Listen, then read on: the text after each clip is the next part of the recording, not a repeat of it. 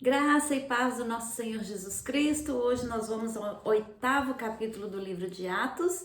Espero que vocês estejam gostando. Se estiver gostando, não se esqueça de curtir o vídeo, de compartilhar com seus amigos, de compartilhar com a sua família, de se inscrever no nosso canal e estar sempre ligadinho, porque cada dia vai ser um capítulo nessa história maravilhosa que eu tenho certeza que o Espírito Santo de Deus estará falando ao seu coração. Amém? Então vamos ao capítulo de número 8 hoje. Nós vimos no capítulo 7, a história de Estevão, como ele foi injustamente acusado e como ele foi assassinado, e mesmo assim na hora da sua morte ele ainda pediu a Deus que perdoasse aqueles que o estavam apedrejando, né?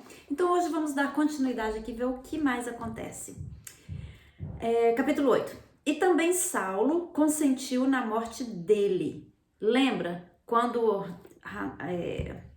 pegaram as vestes de Estevão, eles jogaram aos pés do jovem Saulo. E Saulo também consentiu na morte dele. E fez-se naquele dia uma grande perseguição contra a igreja que estava em Jerusalém. E todos foram dispersos pelas terras da Judéia e Samaria, exceto os apóstolos. E uns varões piedosos foram enterrar Estevão e fizeram sobre ele grande pranto. E Saulo assolava a igreja, entrando pelas casas, arrastando homens e mulheres, e os encerrava na prisão. Mas os que andavam dispersos iam por toda parte anunciando a palavra.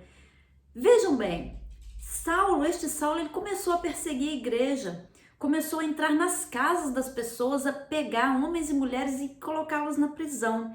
Mas aqueles que fugiam, diz a palavra de Deus que eles fugiam, mas eles iam pregar o evangelho em outros lugares. Então, até na hora da perseguição, o Espírito Santo age de maneira maravilhosa. O povo estava fugindo das suas casas, das suas cidades, mas estavam espalhando o evangelho. Então, guarda isso no seu coração. Quanto mais a igreja é perseguida, mais o evangelho se espalha, mais a obra de Deus cresce, né? Então, eles estavam ali sendo...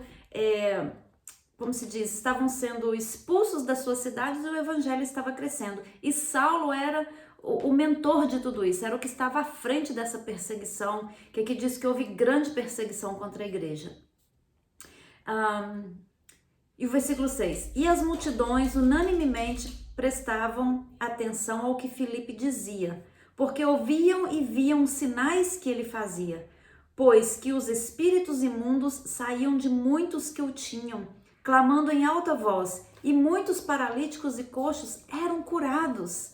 Vejam que maravilha, através de Filipe, ele pregava a palavra, curava os enfermos, expulsava demônios, e havia grande alegria naquela cidade. Apesar da perseguição, havia muita alegria, né? E estava ali um certo homem chamado Simão, que anteriormente exercera naquela cidade a arte mágica, ou seja, ele era um mágico, um bruxo. E tinha iludido a gente de Samaria, dizendo que era uma grande personagem, ao qual todos atendiam, desde o mais pequeno até o maior, dizendo: este é a grande virtude de Deus. E atendiam-no a ele, porque já desde muito tempo os havia iludido com artes mágicas, com bruxarias, né? Mas como crescem em Filipe, que lhes pregava acerca do reino de Deus e do nome de Jesus Cristo, se batizavam tanto homens como mulheres.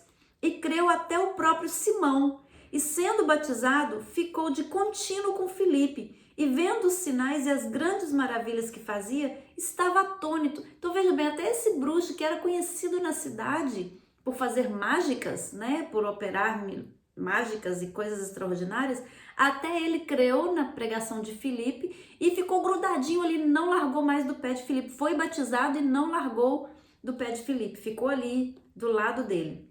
Os apóstolos, pois, que estavam em Jerusalém, ouvindo que Samaria recebera a palavra de Deus, enviaram para lá Pedro e João, os quais, tendo descido, oraram por eles para que recebessem o Espírito Santo, porque sobre nenhum deles tinha ainda descido, mas somente eram batizados em nome do Senhor Jesus. Então lhes impuseram as mãos e receberam o Espírito Santo.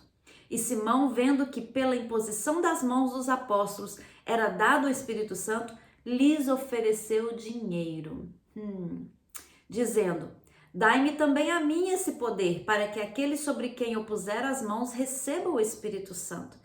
Gente, Simão se converteu, se batizou, né? Legal, bacana.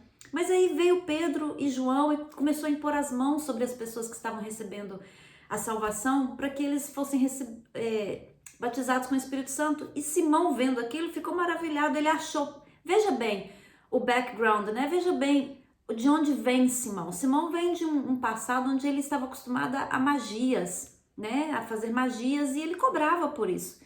Então ele vê ali os apóstolos impondo as mãos e as pessoas falando em línguas, as pessoas sendo batizadas com o Espírito Santo.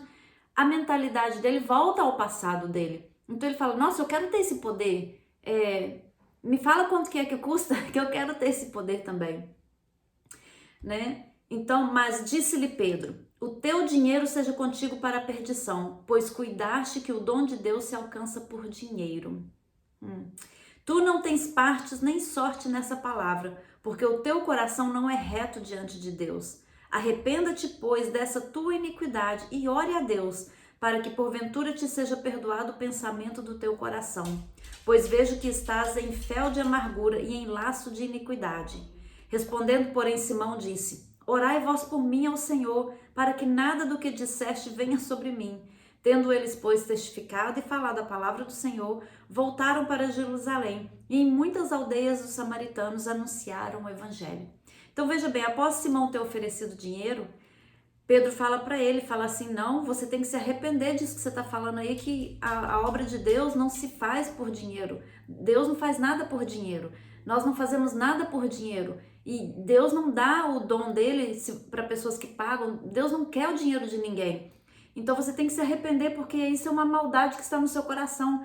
Porque, veja bem, né, de onde ele veio, como ele estava acostumado a fazer as coisas, ele achava que com o reino de Deus era da mesma forma. Então Pedro falou que ele tinha que orar e pedir a Deus perdão. E ele então humildemente pede que Pedro imponha as mãos sobre ele e ore por ele nesse motivo. Isso foi um gesto muito bonito, um gesto de humildade. Ele não ficou ofendido com o que o Pedro falou com ele. Pedro foi duro com ele, né? E falou com ele, vejo que está em fel de amargura, em laço de iniquidade.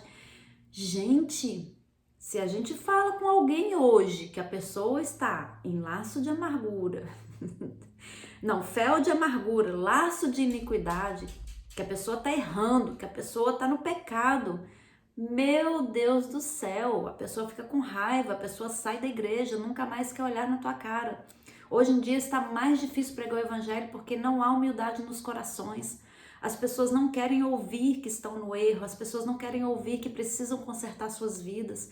As pessoas só querem ouvir palavras de motivação. Ah, que você pode, que Deus vai te ajudar, que Deus vai te dar vitória, a vitória é sua.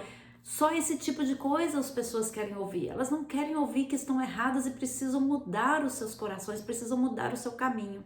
E aqui nós vimos que Simão, com humildade, ele aceitou o que Pedro falou com ele, ainda que duras as palavras, ele aceitou e pediu que Pedro orasse por ele. Isso é uma coisa para a gente refletir, né? Hoje as pessoas estão saindo das igrejas por qualquer motivo, qualquer coisinha é motivo para elas saírem, não gostarem. Eu não gostei do jeito que o pastor falou, não gostei disso, não gostei daquilo, não gostei do jeito que o irmão falou comigo, não gostei do jeito que me cumprimentaram, não me cumprimentaram hoje, me ignoraram, enfim, picuinhas, coisinhas pequenininhas, tá fazendo com que o povo se afaste da igreja e saia falando mal. Então esse aqui é um alerta para a gente abrir os olhos e prestar mais atenção e foco em Jesus Cristo, foco em Deus. Pessoas são falhas, pessoas erram. Nós temos a tendência de julgar as pessoas sem saber o que está acontecendo. Então nós somos falhos. Foca em Jesus, foca em Deus, porque erro você vai encontrar em qualquer lugar que você for, até na maior igreja do mundo que você for, você vai encontrar erros, porque ele está cheio de ser humano. E o ser humano é falho, por mais que a gente tenta acertar, a gente erra. Então, foco em Jesus e não perca o foco da sua salvação, que é Jesus. Amém? Versículo 26. E o anjo do Senhor falou a Filipe, dizendo, levanta-te e vai para a banda do sul, ao caminho que desce de Jerusalém para Gaza, que está deserto. E levantou-se e foi. E eis que um homem etíope, eunuco, mordomo-mor de Candace, rainha dos etíopes, o qual era superintendente de todos os seus tesouros e tinha ido a Jerusalém para a adoração, regressava e, assentado no seu carro, lia o profeta Isaías. E disse o Espírito a Filipe: chega-te, ajunta-te a este carro. E, correndo Filipe, ouviu que lia o profeta Isaías e disse: entendes tu o que está lendo? E ele disse: como poderei entender se ninguém não me ensinar? E rogou a Filipe que subisse com ele e se assentasse. E o lugar da escritura que lia era este: foi levado com uma ovelha para o matadouro, e como está mudo o cordeiro diante do que os tosquia, assim não abriu a sua boca. Na sua humilhação foi tirado o seu julgamento. E quem contará a sua geração? Porque a sua vida é tirada da terra. E respondendo o eunuco a Filipe disse: rogo-te, de quem diz isso o profeta? De si mesmo ou de algum outro? Então Filipe, abrindo a boca e começando nessa escritura, lhe anunciou a Jesus. E indo eles caminhando, chegaram ao pé de uma água, e disse o eunuco: eis aqui uma água, que impede que eu seja batizado? E disse Filipe: é lícito se crês de todo o coração. E respondendo ele, disse: creio que Jesus Cristo é o Filho de Deus. E mandou parar o carro, e desceram ambos as águas, tanto Filipe como o eunuco, e o batizou. E quando saíram da água, o Espírito do Senhor arrebatou a Filipe, e não o viu mais o eunuco. E jubiloso, continuou o seu caminho. E Filipe se achou em Azoto, e indo, passando, anunciava o evangelho em todas as cidades, até que chegou a Cesareia. Gente, que coisa mais linda a obra do Espírito Santo. Veja bem, aqui vem um anjo e especificamente fala para Filipe, fala assim: vai para o sul, a caminho que desce para Jerusalém, onde lá no caminho que está no deserto. Então ele foi, e chegando lá ele encontrou um etíope, né, um rapaz da Etiópia. Ele era eunuco. Eunuco naquela época eles eram castrados, porque eles serviam a rainha, eles habitavam no harém dos reis, onde as mulheres se banhavam, as mulheres se vestiam. Então eles eram encarregados de cuidar das mulheres do reino, então por isso eles eram castrados. Então ele era eunuco, e ele era eunuco da rainha da Etiópia, e ele era superintendente de todos os tesouros. Então ele tinha ido a Jerusalém para a adoração, e diz que quando ele estava voltando, ele estava no carro dele, na carruagem dele, e então o Espírito Santo falou com Filipe: se aproxima dele. E quando se aproximou, viu que ele estava lendo o livro de Isaías, e Filipe perguntou para ele: você está entendendo o que você está lendo aí? Ele falou: não, se ninguém me explicar eu não vou entender. De quem que está falando isso aqui? Está falando do próprio profeta Isaías ou de alguma outra pessoa? Então Filipe vai e explica para ele, conta para ele a história de Jesus e anuncia Jesus para ele. Então ele creu enquanto eles estavam ali, e o eunuco falou para ele: sobe aqui na minha carruagem, sobe aqui, vamos caminhando juntos e você vai me explicando isso. E Filipe então subiu na carruagem com ele, e eles foram caminhando juntos, e Filipe pregou para ele. E no caminho ele encontrou talvez ali um riacho, um lago, alguma coisa, e falou: tem uma água ali, tá, tem alguma coisa que me impede de ser batizado? E Filipe: não, de maneira nenhuma, nada te impede que seja batizado. Então eles desceram e ele foi batizado nas águas, e diz a palavra de Deus que assim que ele se levantou, que ele foi cheio do Espírito Santo. E diz assim, e mandou parar o carro, e desceram ambos as águas, tanto Filipe como o eunuco, e o batizou. E quando saíram da água, o Espírito do Senhor arrebatou Filipe, e não viu mais o eunuco, e jubiloso continuou o seu caminho. Ou seja, Filipe foi cheio do Espírito Santo, a ponto do Espírito Santo pegar ele, tirar ele dali e levar ele para outro lugar. Ele foi teletransportado para outro lugar, e o eunuco, vindo aquilo, ficou maravilhado com aquilo. Que coisa é essa? Que obra é essa, gente? A ponto de uma pessoa ser arrebatada de um lugar e ser levada para outro. O seu corpo ser levado para outro lugar, assim, ó, né? Ser teletransportado. Foi isso que aconteceu. E ele ficou maravilhado. E então diz que Filipe se achou em Azoto, e indo passando anunciava o evangelho em todas as cidades, até que chegou a Cesareia. Então veja bem, aqui nós estamos estudando o livro de Atos, que é como a igreja começou, e a gente viu a obra do Espírito Santo, que o evangelho que era anunciado era Jesus. Era só falar de Jesus, falar que Jesus veio, que ele se sacrificou pelos nossos pecados, que ele deu a sua vida para que nós pudéssemos ter a salvação. Gente, esse é o evangelho puro, é Jesus. Não é tradição, não é religiosidade, não é que você tem que fazer isso, você tem que fazer aquilo, você tem que pagar penitência, você tem que fazer promessa, que você tem que...